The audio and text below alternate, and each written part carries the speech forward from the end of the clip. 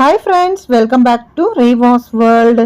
இன்னைக்கு நம்ம ரொம்ப சிம்பிளாக செய்யக்கூடிய ஒரு பூண்டு சட்னி தான் நம்ம இன்னைக்கு பார்க்க போகிறோம். ஸோ இதுக்காக ஒரு கடாய் எடுத்து வச்சுருக்கேன். இதில் தேவையான அளவுக்கு எண்ணெய் சேர்த்துக்கலாம்.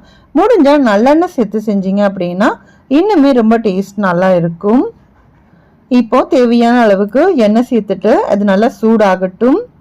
இப்போ பூண்டு பார்த்தீங்கன்னா நல்லா இந்த மாதிரி சாப்பரில் நல்லா சாப் பண்ணி எடுத்துக்கோங்க. அப்படி இல்லை அப்படிங்கிற பட்சத்தில் நீங்கள் மிக்சியில் கூட சும்மா லைட்டாக ஓட்டி எடுத்துக்கோங்க.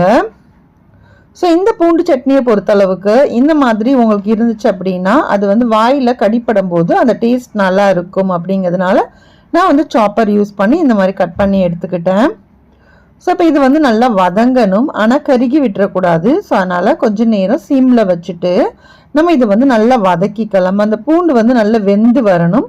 ஸோ அதுக்காக கொஞ்சமாக நம்ம உப்பு கூட சேர்த்துக்கலாம். ஃபாஸ்ட்டாக வச்சிட்டோம் அப்படின்னா அது ஒரு லைட்டாக அந்த கருகுன மாதிரி வரும் இல்லையா, ரொம்ப ப்ரௌன் ஆகி சீக்கிரமாக கருகி போயிடும். ஸோ அந்த மாதிரி வராமல் நல்லா அந்த பூண்டு நல்லா வேகிற அளவுக்கு நல்லா சிம் பண்ணி வச்சுட்டு இதை நல்லா வதக்கி எடுத்துக்கலாம். இப்போ ஓரளவுக்கு நல்லா வதங்கி வந்ததுக்கப்புறமா இதில் மசாலா சேர்த்துக்கலாம். ஒரு 1/4 டீஸ்பூனோட கொஞ்சம் கம்மியாகவே கரம் மசாலா சேர்த்துக்கிறேன். அதே மாதிரி கொஞ்சம் மஞ்சள் தூள், அதுவுமே ஒரு 1/4 டீஸ்பூனுக்கு கொஞ்சம் கம்மியாக சேர்த்துக்கோங்க.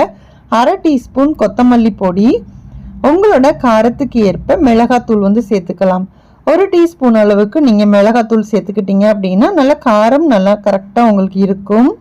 ஸோ இந்த அளவுக்கு சேர்த்துட்டு நல்லா வதக்கிக்கலாம்.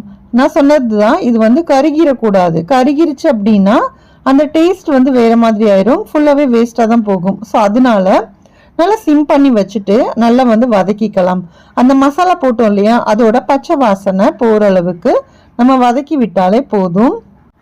சிம்பிளாக சட்னி எதுவுமே செய்யலை அப்படிங்கிற பட்சத்தில் இந்த பூண்டு சட்னி நீங்கள் ப்ரிப்பேர் பண்ணி நீங்கள் ஸ்டோர் பண்ணி கூட நீங்கள் வச்சுக்கலாம். ஸோ 1 வாரம் 10 நாள் வரைக்கும் கூட நீங்கள் ஸ்டோர் பண்ணிக்கலாம். ரொம்பவே டேஸ்ட் நல்லா இருக்கும். இப்போ லாஸ்ட்டாக கொஞ்சம் லெமன் ஜூஸ் சேர்த்துக்கிறோம். ஸோ அந்த லைட்டாக ஒரு புளிப்பு இருந்துச்சு அப்படின்னா இன்னும் நல்லா இருக்கும் இல்லையா, அதுக்காக தான் லெமன் ஜூஸ் சேர்த்துட்டு நல்லா மிக்ஸ் பண்ணிக்கிட்டு அடுப்பை ஆஃப் பண்ணி நல்லா ஆற வச்சு எடுத்து ஒரு பாட்டிலில் ஸ்டோர் பண்ணிக்கோங்க. ஸோ நீங்கள் 1 வாரம் 10 நாள் வரைக்கும் கூட நீங்கள் யூஸ் பண்ணிக்கலாம். இந்த சிம்பிளாக செய்யக்கூடிய பூண்டு சட்னியை நீங்களும் ட்ரை பண்ணி பாருங்கள். ட்ரை பண்ணி பார்த்துட்டு உங்களோட ஃபீட்பேக்ஸை கண்டிப்பாக என் கூட ஷேர் பண்ணுங்கள். இந்த வீடியோ உங்களுக்கு பிடிச்சிருக்கும் அப்படின்னு நினைக்கிறேன். வீடியோ பிடிச்சிருந்தா வீடியோக்கு ஒரு லைக் கொடுங்க. நெக்ஸ்ட் ஒரு வீடியோவில் பார்க்கலாம். தேங்க்யூ.